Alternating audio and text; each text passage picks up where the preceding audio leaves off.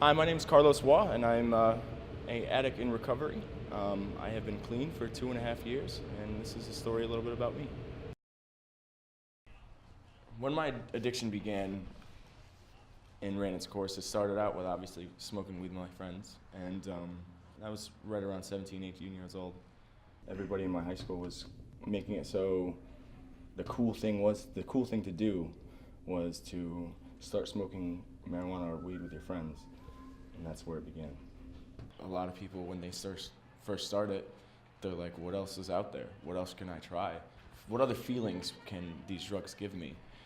And that's how I began. I was just so curious.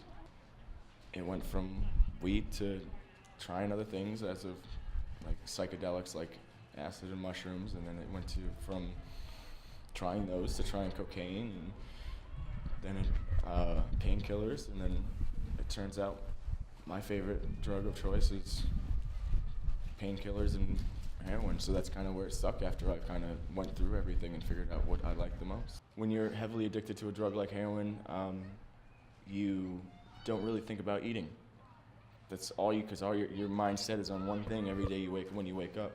Where and how am I going to get the money to get my drugs so I can use for today?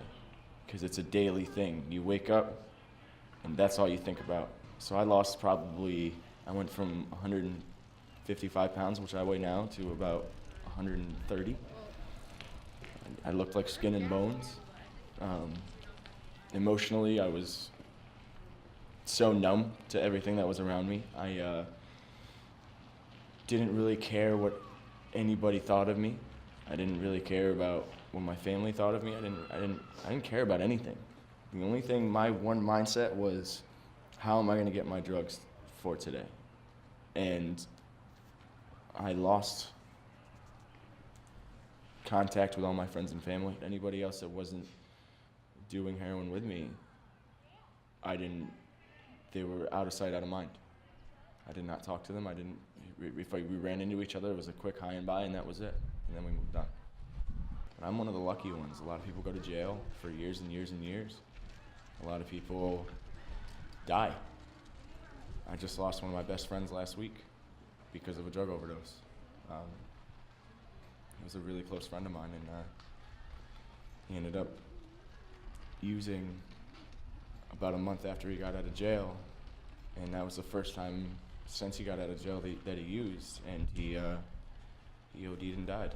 He overdosed and died, and I had to go to his funeral this week, and that's how real this stuff is. I hit my lowest point when I was homeless and living out of my car, and I told my mother that I needed help, and I needed real professional help, so I asked her to send me to rehab. So I first went into a detox facility, which is how you wean off of the stuff that you're on, which was heroin for me. And after that, at the detox facility, a counselor helps you get into a certain rehab that's available. So I went from the detox facility to Stonington Institute in Stonington, Connecticut, which is a 40-day program where they pretty much teach you how to live without drugs again. I decided to stay in a sober house facility, and there's a lot of recovery out there. There's a lot of people that are in recovery. There's a lot of meetings out there that you can go to and talk about your issues. There's a lot of hope and help, which is what I needed at the time. During that whole process, I wanted to continue growing because I was kind of stagnant for years and years and years. I didn't really do much to enhance my life, I guess. So in my addiction, I dropped out of high school, and so I wanted to go back and finish my schooling. And I took a semester at New London Adult Education to finish my high school diploma. And it was amazing, actually. Because back when I was in high school, I never took it seriously. I took my learning serious this time, and I went from getting D's and F's in high school to graduating with straight A's for my final semester, and I was valedictorian of the graduating class.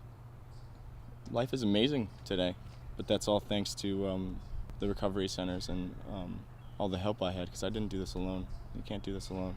After I got my high school diploma, I enrolled in college, and I'm going to college to be a drug and alcohol rehabilitation counselor. So it's a process, and it's hard work, but it's something that I actually feel genuinely good about, and I've always loved helping people, so my way of giving back to the life that I have today is helping others find their journey and find their way into recovery so they can experience the same genuinely amazing life that I have.